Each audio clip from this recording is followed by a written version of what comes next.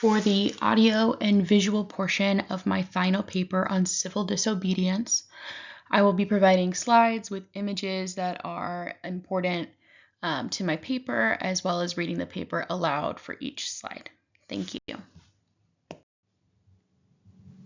Civil disobedience, the rebellion that saves society. The battle between following one's sworn duty and following what one knows to be just in their own heart is a classic tale. It is showcased throughout history, Disney movies, dystopian novels, and even famous pieces of artwork. It feels safer to be in the majority as there can be consequential ramifications for those who choose to disrupt the legal system or for those who choose to have the audacity to admit that the law is not what it ought to be and is in need of major reform. Submitting to this fear normalizes oppression and unjust laws. HLA Hart and other legal positivists share the mindset that the law should be followed regardless of its morality because law and order are needed to preserve society. While HLA Hart and legal positivists feel that the law and order are needed to preserve society and that it should be followed regardless of its morality, historical leaders such as Martin Luther King and St. Thomas Aquinas and other natural law theorists believe that unjust laws lose their legitimacy with the people and should be resisted out of loyalty to one's morality. Could society maintain stability if citizens chose to only obey just laws? I believe society could maintain stability if the people dedicated themselves to fully obeying laws that aligned with their morals, while resisting immoral laws because civil disobedience to unjust laws will lead to faster legal reform and a collective justice as the social norm. A baseline of agreed upon morality will allow for a more prosperous social foundation that blind obedience to injustice could. Natural law theory is the idea that any policies made by mankind are only valid because of the authority that a normative order beyond the law gives it.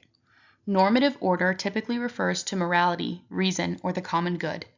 Natural law theory is the ultimate principle that societies always turn back to, whether it is through revolutions, civil disobedience, or through formal legal reform.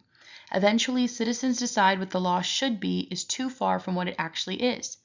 Selective disobedience of the law in accordance with one's morals expedites legal reforms, as shown with historical civil rights movements led by Martin Luther King Jr. Disobeying unjust laws inconveniences society because then the laws do not work effectively. This requires them to take a look at the injustices that they accept and confront their own moral compasses.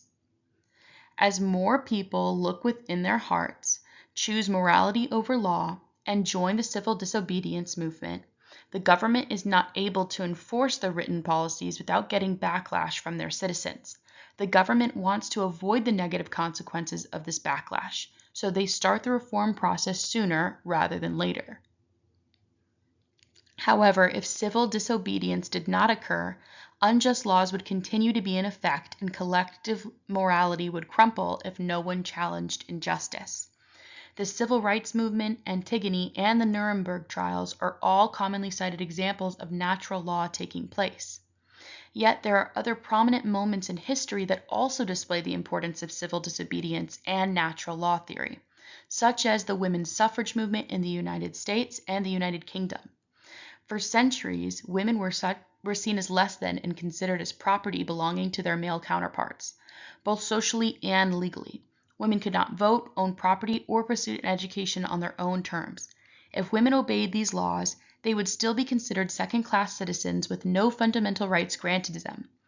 In both the US and the UK, women deliberately disobeyed unjust laws and staged protests to show society the immorality of these laws. Hunger strikes, disrupting public events, marching in the streets, these were all different uses of civil disobedience. These audacious women made the morality of women's rights and the hypocrisy of the law impossible to hide any longer. It forced policy change, specifically the implementation of the 19th Amendment, giving women the right to vote, and the Representation of the People Act in the UK, giving property-owning women over the age of 30 the right to vote. If these women had subscribed to legal positivism and followed unjust laws merely because it was policy at the time, women would likely still not have the right to vote today. Their acts of civil disobedience forced the entire country to look at their morals and their laws. It didn't ruin society. Instead, civil disobedience enhanced society by expanding the liberties granted to citizens and stabilized it by bringing justice for all. Critics believe that people selectively obeying laws in accordance with their moral values will quickly lead a nation to descend into chaos because individuals have differing core beliefs. This is a valid concern, as it happened before in United States history. The Civil War, for example, was a result of two halves of the country fighting to protect their morals. One side of the country was vehemently against slavery and wanted freedoms for all individuals. However, the South believed that slavery was economically and morally justifiable. Each group believed that they had a moral duty to defend their beliefs and that the other groups were extremist. While following one's morality instead of legality led the country into chaos during that time period, the chaos was necessary in order to establish a unified morality for the nation. The winning side became the social norm and the expected morality for all citizens. This is still true for the United States today. Slavery would be received with moral outrage and negativity if it was attempted today. This shows that moral conflicts between two radically different viewpoints can lead to the overall strengthening of a country's moral foundation, and that it will last for a long time as well. Some philosophers object to this argument based on the idea that morality is subjective, which could lead to anarchy. It is true that the meaning of morality can vary between individual people. However, civil disobedience never justifies lawlessness based on personal feelings. St. Thomas Aquinas' criteria for a law to be considered as valid states that natural law transcends personal morality, and that it must be grounded in reason and made to serve the common good of society. In his view, laws that do not follow this criteria are not valid, but perversions of the law instead. Therefore, the root of civil disobedience is grounded in principles that are larger than personal opinions. Principles like fairness and equality go beyond how the law affects one single individual. These guiding principles are a part of the moral order that Aquinas believed all laws should align with.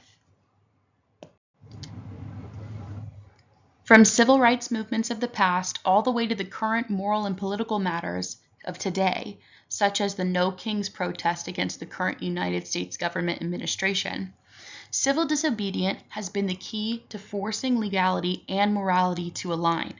Citizens following their higher moral calling over man-made legal policies may cause temporary imbalances, but it is necessary to stop corruption and build a more cohesive society overall. Society does not collapse when people defy unjust laws. Instead, it evolves and reforms the law in order to comply with a higher moral standard. Strategic rebellion does not destroy society. Rebellion saves society.